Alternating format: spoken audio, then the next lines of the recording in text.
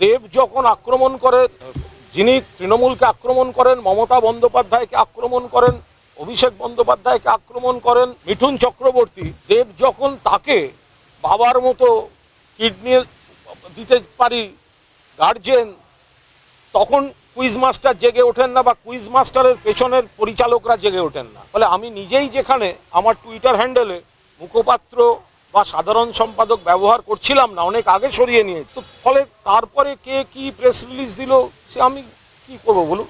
আপনারা আমার ভিডিও দেখুন। প্লাস ওই এলাকায় দুটো জায়গায় ডিসপিউট চলছিল, একটু মারামারি হয়েছে, একটু যেরম হয়। আর ওটা তো কোনো রাজ্য স্তরের কোনো সভা ছিল না, ওটা একদম একটা পাড়ার অনুষ্ঠান, পাড়ার অনুষ্ঠান। সেখানে দুটি গোষ্ঠীর মধ্যে একটা মারামারি ছিল। আমি তাদের সেখানে সাবধান করে দিয়েছি যে ভোটের সময় যাতে কোনো গণ্ডগোলে না জড়ায়। তো এর মধ্যে আমি কোনো দোষ করেছি, আমি কি দোষ করেছি আমি তো কিছুই বুঝতে পারলাম না। দেব যখন আক্রমণ করে, যিনি তৃণমূলকে আক্রমণ করেন, মমতা বন্দ্যোপাধ্যায়কে আক্রমণ করেন, অভিষেক বন্দ্যোপাধ্যায়কে আক্রমণ করেন, মিঠুন চক্রবর্তী, দেব যখন তাকে বাবার মতো কিডনি দিতে পারি গার্জেন, তখন কুইজ মাস্টার জেগে ওঠেন না, বা কুইজ মাস্টারের পেছনের পরিচালকরা জেগে ওঠেন না। তো আমি কোন ইয়েটা করেছি?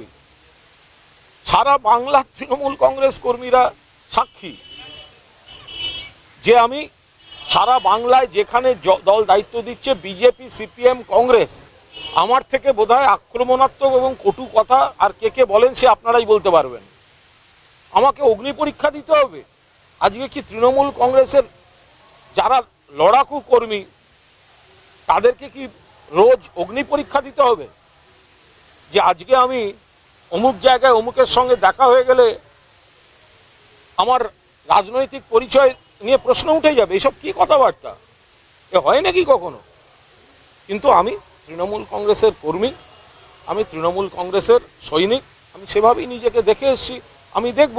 ফলে আমি নিজেই যেখানে আমার টুইটার হ্যান্ডেলে মুখপাত্র বা সাধারণ সম্পাদক ব্যবহার করছিলাম না, অনেক আগে সরিয়ে নিয়েছি।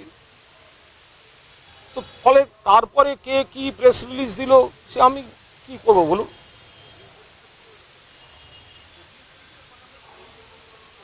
তাহলে কি দাঁড়ায়? আমি গতকাল রাতেও খড়গপুরে মিটিং করে এসেছি, আরও অনেকে যারা মিটিং করছেন বিভিন্ন জায়গায় তাদের সঙ্গে মিটিং করছে। আজকেই আমার বিকেলের পর থেকে আমি কৃতজ্ঞ সারা বাংলার তৃণমূল কংগ্রেসের নেতাকর্মীদের কাছে। আমার হোয়াটসঅ্যাপ উপচে গিয়েছে, কারণ তারা তৃণমূল কংগ্রেস মানে শুধু তো যারা বসে বক্তৃতা করছি তারা নয়, যারা গ্রামে গঞ্জে দেওয়াল লিখছে, পোস্টার মারছে, মাটিতে দাঁড়িয়ে বিজেপি, সিপিএম, কংগ্রেসের সঙ্গে লড়ছে। আজকে আমি ব্রাত্য বসু সাক্ষী, ছুটে গিয়ে তাপস রায়কে বুঝিয়েছিলাম যে তাপসদা দল ছেড়ো না, দল ছেড়ো না, দল ছেড়ো না।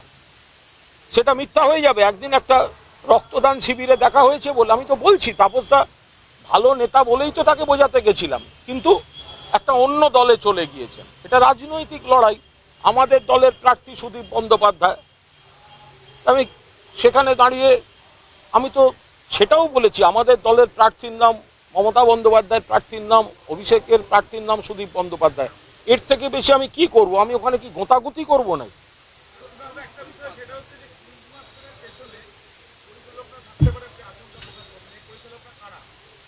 দলের শীর্ষ নেতৃত্ব হবেন, আমি কি করে বলবো? তারা সব মহানুভব, মঙ্গল করুন, ঈশ্বর তাদের মঙ্গল করুন।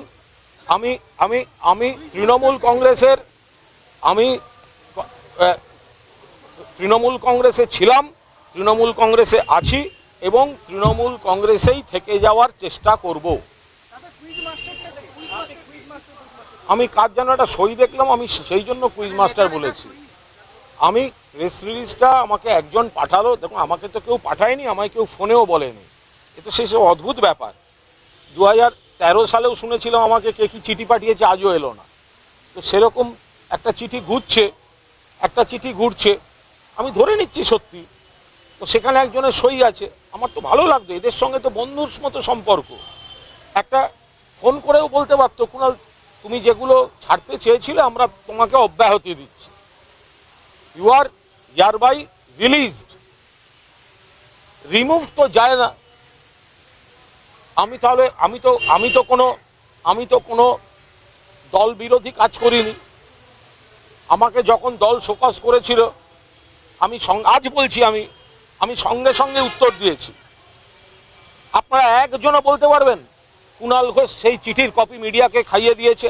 একজনও বলতে পারবেন? একজন? ঈশ্বর সাক্ষী, আমার মরা বাবা মার দিব্যি, আমাকে শোকজ করা হয়েছিল, আমি তার উত্তর দিয়েছি ডিসিপ্লিন সোলজার, কিন্তু মিডিয়াকে সেই চিঠি আমি একজনকেও দিইনি। কিন্তু যদি আমাকে রিমুভদের খবর মিডিয়া থেকে জানতে হয়, তাহলে সেই চিঠিতে আমি কি উত্তর দিয়েছিলাম সেগুলো তো মিডিয়াকে দেওয়ার নৈতিক অধিকার আমার থাকছে। দেখুন, তাপস রায় তাঁর বক্তব্য বলেছে, ফলে তিনি তাঁর অভিজ্ঞতা থেকে যা মনে হয়েছে বলেছেন, আমি তার উপর কি মন্তব্য করব? আমি বেসিক্যালি 42টার মধ্যে আমরা যাতে জিতি সেই জন্য গলা